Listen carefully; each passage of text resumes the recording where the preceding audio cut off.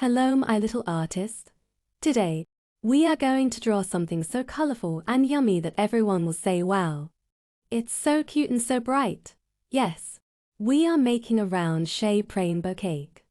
So get your pencil eraser and coloring pencils ready. And let's start our sweet and colorful journey. First, in the middle of your paper, draw a big circle perfectly round. Just like a plate, this will be the base of our cake.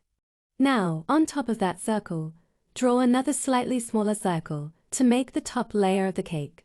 Between the two circles, draw a light curved line. This will make the cake look thick and delicious. Next, let's divide the cake into layers inside the big circle. Draw 4 or 5 horizontal lines so it looks like the cake has many layers. Later, we will color each layer differently. Now comes the fun part, the rainbow colors. In the top layer, color red, then orange just below it, then yellow, then green, then blue, and finally purple at the bottom. Remember, keep the colors bright and clean so that the cake looks yummy enough to eat.